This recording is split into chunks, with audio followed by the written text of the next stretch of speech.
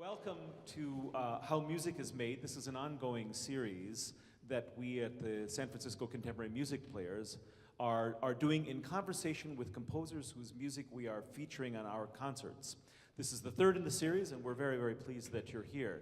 And it's an extremely high honor and privilege for me to introduce my friend Peter Evans, who is the composer of Lover's War, which will get its first performance tonight. And there's a lot to tell you about the whole plan here, but first of all, welcome, Peter. Thanks, Steve. Thanks for having me. And so let's just start with the idea of this kind of commingling. I mean, when you think about making your own music and knowing the context that it fits into the kind of interstices of such a well-known piece, what's the point of departure for you? How do you begin working and thinking about that? Well, the idea to do this was your idea. Yeah, so in a way, sorry, it's like if it doesn't work. No. What I mean is like this is I take this as like a commission type challenge. I mean, as a as an improviser and composer, part of the thing that I love about being a creative musician is the idea that circumstances dictate a lot of what you do. So you play, you maybe have to deal with an audience in a certain way in a certain venue, or adapt your playing to certain circumstances that you might not have foreseen. So I don't do a lot of through notated composing for groups that I'm in. I'm mostly a band leader. I've done a few pieces for other people, but it's not something I don't really put my eggs in that basket. So when Steve asked me to do this, and we've worked together as he's conducted a million concerts that I've played in, and also we've played together in some improvised pieces. So when he asked me to do this, it seemed pretty clear that the first thing I could rely on was that it would be cool to put a little band together, and that we could improvise. No matter if there was notated music, that would be fine, but we could also do a fair amount of improvisation. Steve would play, and that this idea that it's alternating or commingling with the Stravinsky was sort of a compositional parameter a challenge that I guess I accepted. And then once that was sort of set, then it was like, okay, well, what are we actually going to do? And so the first thing that came to mind for me, because I've played the Stravinsky a few times in my life, and one thing that I thought was, okay, well, there's this thing of it was written during World War I, but it's sort of weirdly, the music is very beautiful, but it's also very light, so it's sort of hard to imagine what was going through Stravinsky's head when he was writing this, when a huge amount of the population of Europe is getting their arms blown off. So I didn't understand that aspect of it, and especially considering the sort of tenor of the times right now, I thought, well, why not use my component of the concert to maybe address things, not more directly necessarily, but more topically, and maybe connect the idea of what it even is that artists are supposed to be even doing right now. And so then that led into another thing, which is that the Stravinsky piece, a famous part of it is the use of text, right? So I thought, well, I've never done a piece with text before, so now's the time. So then it's like, well, what am I going to use for the text? And so then that started a whole process of looking for the right thing, and I found what I thought was the perfect piece of text by James Baldwin called The Creative Process, which is all about the role of the artist as a sort of critic and sort of watcher of the society they live in, and also the idea of putting a lens on their own society, but also putting a lens on themselves and how those two things are related. So once I found the essay, I was like, oh, okay, great, I got this. And so then I chopped it up, and then I dedicated different parts of it to different people whose ideas are kind of reflected in those excerpts. And I've also seen Steve perform a lot of different stuff now, so the idea of having him like conduct and narrate and play, it's like this is, part of making music for a band is knowing your band members and sort of being able to take advantage of people's skill sets. And so Steve has a lot of great skills as a performer and musician, so I thought, well, this would be cool to have him do the narration instead of the sort of Faustian folktale that's in the Stravinsky, and then I would put together this group of improvisers that would respond to the little movement. So the piece that we're doing is a sequence of small movements. The Stravinsky is more or less the same idea, but it's more movements than ours. I mean, I want to follow this in a second, but I can relay, and also just, Peter knows this because we've just been in rehearsal. I found myself tripping a couple of times over issues of timing relative to the improvisations, because the mindset of conducting the Stravinsky is so about little bits of time. The pieces are gems. They're short, they're concise, there are dozens of meter changes within each piece, and so in order to execute them, and use that word, you have to think fast. You're constantly thinking, subdividing, the brain is going quite fast. It feels like the emotional space and the temporal space of the improvised music. Well, it's true that it's much slower and more expansive. And I find myself being clumsy entering that space because I'm so attuned to the rapid music. And in fact, without being attuned to the rapid music, I can't really do my job as a conductor. And so then I arrive as though you had come in from 5 cups, 5 espressos into a Zen retreat. Yeah, really put Steve in a jam. Ready to go, you know? And so it's like, just sit there for a while. I'll buy you a beer after the show. Oh, good, fine. I think I might need one, maybe actually before the show. But let's go back to the topic, which is your practice and your dual role as a performer of notated music, as an extraordinary improviser, and as a curator in a way of both. And I'm thinking back on the piece that we played in Darmstadt that you did, where the task was to negotiate those two spaces fluently and back and forth with one another. How do you do it basically, A, in your personal life, and B, in your musical life? Oh, they're the same thing. But, okay. But I mean, that piece we did in Darmstadt pretty accurately reflects most of the bands that I play in or have use improvised music, use notation in this way. So there might be some framework that could be taken extremely literally, and in rehearsal we generally try to learn it like that. But the most important thing in the performance is really the music and adjusting to the moment. So I sort of, as long as there's a trust among all the members of the group that everyone knows kind of what they're doing and what the general parameters of the music is, then I don't tend to worry so much about accuracy, because a piece that's written for the purpose of being improvised with is always changing. So there's no definitive version.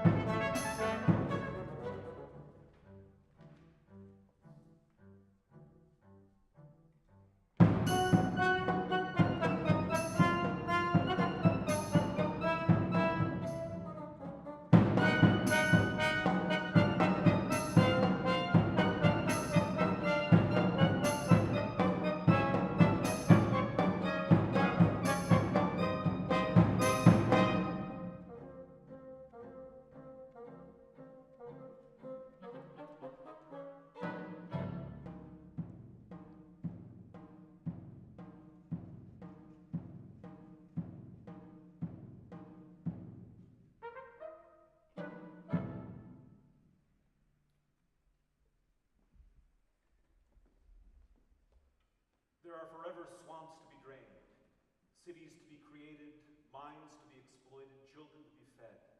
None of these things can be done alone. But the conquest of the world is not man's only duty. He is also enjoined to conquer the great... Yeah, no, one of the things that I was thinking of as we were thinking about this conversation is whether or not, does A Lover's War exist as a sort of standalone piece in your mind? Also, can we do it just with the quotations, or is it really responding to the provocation of the Stravinsky? I never really make, I don't really make pieces that are meant to be played more than once. I know that sounds weird. Like a piece like this, it's like for a specific event. Right. The thing that's really important to me is tonight.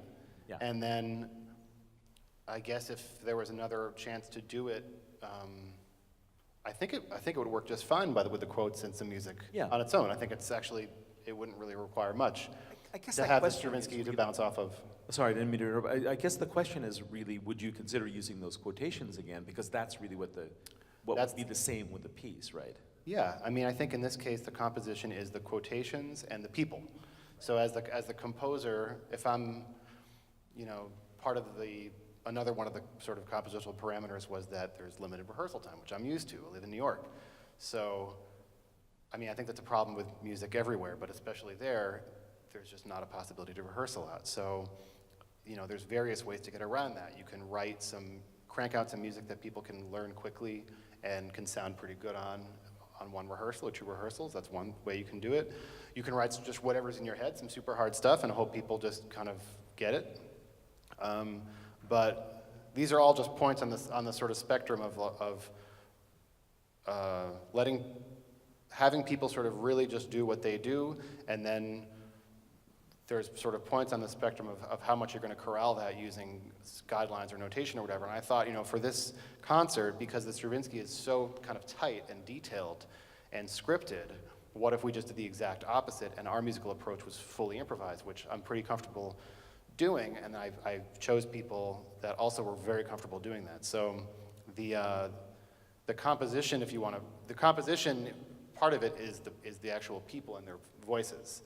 And it could be done with a different group, for sure, but it would have to be a very carefully selected group. Right, yeah. Yeah. There was that fabulous portrait of you in the New York Times in December, and one of the things that you said, which I really, I practically stood up from my oatmeal and cheered.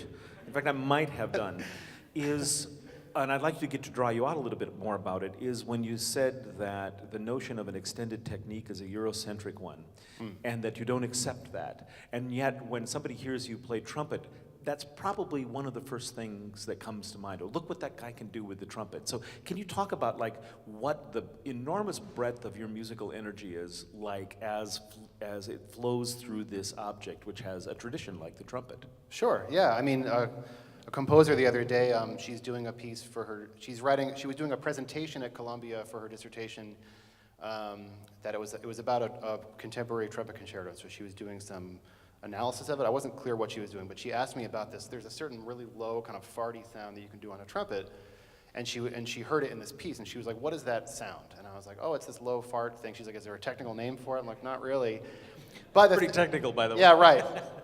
And the first, there's a famous piece by Rex Stewart, the Duke Ellington trumpet player, where he opens, it's called The Lion of Judah, and the very opening is Rex Stewart doing this flappy, low sound on top of like a drum beat, and then it goes into the tune.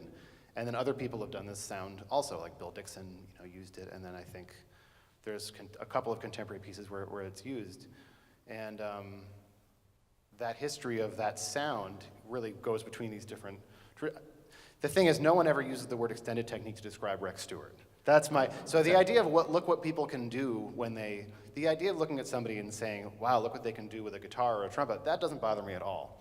I think it's just when I'm in an academic, it's because it's always in those situations, like an academic situation or a sort of classical contemporary music situation is when that term is used. And I've sort of started to notice like a little red flag goes up where it's like, well, why, like no one used that word to describe like Jimi Hendrix. I mean, no one says now he's a composer-performer who uses improvisation and extended techniques. And he's playing his music. It's actually it's definitely possible to talk about and analyze and say, well, he's using feedback in this way and blah, blah, blah. So I guess this idea that there's saying that there's one technique for an instrument that is it's sort of the normal one, and that everything else is sort of weird or different, it's like a lot of these things. I mean, it would be fine if we were all in a level playing field, but we're not, and neither is music. So, and that term gets used, pretty much the only place I've ever heard it used is in the academy. So it makes me think like, well, why is that? Well, don't you think that has something to do with the correlation between naming something and owning something? You name it, you can use it, you can claim it. And so the follow-up question to that is, when you do that kind of thing in an academic situation, or I guess I'll say a kind of culturally compromised situation like that, then is there this sense that people want to take that thing that you've just described, rename it, codify it in their own piece, and say, well, you know, like, where's the technique book that this comes from, and that sort of stuff? Yeah, I've sort of semi-gracefully avoided that. Fantastic. Let me not make it less graceful. I'm not really, I get questions like that once in a while, but as much contemporary music as I play, I kind of drew a line in the sand a long time ago where I do a lot of solo work on my own, and I feel like I have a life. Scott Nibio, the bass player, had this piece called The Journey That Never Ends, right? And this piece I don't think he would say it was improvised, but it was his thing that he just did over and over and over for his whole life, and it always changed. And I would say that describes pretty well what an improviser in a solo format is doing. The piece is just your whole life with these little demarcations of the concerts. The concerts are just kind of scooping a little foam off the top of the actual thing. So for me, that's the composition, and since I'm really devoted to that and I want to see where it goes, like I'm saying, I sort of drew a line a long time ago where I thought to myself, well, I don't really want to be the guy that is commissioning new composers to write solo trumpet pieces and like the guy that's like learning all the hardest stuff and blah, blah, blah. For me, it was like there's other people who I know well who are great at that and they really believe in it, and I felt like if I started to do that, it might compromise my own thing. And I've broken that rule for myself a couple of times for a few composers, but in general, it's not really my thing. So I'm not really in situations where I don't really put myself in that position where some composer's like, can you do this, this, this, this? And the couple times that I have done it they've been carefully vetted, the composers. So by the time I was in that relationship with them, there was a fair amount of trust, and I wasn't really worried about them stealing my stuff, because it's like, well, the music sounds like their music, not like mine, you know? Well, that's a great way of answering that question. And I love the idea also of the model of a life's work like yours or Stefano's from that standpoint, being a long composition or almost journal entries rather than pieces where you get to follow a thread over time. So we're really hearing this enormous composition that you're making, and we're just hearing it in its state. Pretty much. On the 17th of February of 2017. Yeah, and I guess the fun thing about being a musician is that for all the sort of lofty art stuff that we're talking about, there's also this really practical thing of like, all right, I got to crank out a 4-minute piece tonight. You know, actually, I like that aspect of being a musician. I think that it keeps us grounded in something. The idea that like, okay, life's work, composition, blah, blah, blah. I got to make something like in a couple hours that like sort of fits in this thing, and I have to be true to myself, but also I got to play the gig. And I actually really enjoy the messiness of those things colliding. I don't think every musician does. It's not talked about very much, but it's one of my favorite aspects of this kind of work is that kind of the realness of it. Well, without the realness, I would find myself personally just thinking grand ideas. Yeah. And, and the problem with a grand idea is that even if it's a good idea, it's still a grand idea. Yeah. And there's a fundamental weakness in the grand idea. And so if you just have to learn something or have to crank something out, it grounds you in a way that takes the grand idea and makes it into something that's actually usable, metabolizable. And I would say that maybe even writers who deal with grand ideas also have talked about this process. That's how they learn how to take the grand ideas and turn them into something that is readable. Well, Peter, thanks for doing this. Thanks, Steve. You are fantastic, and we've really enjoyed it. Thanks a lot. Thank you for coming. I appreciate it very much. This is how music is made.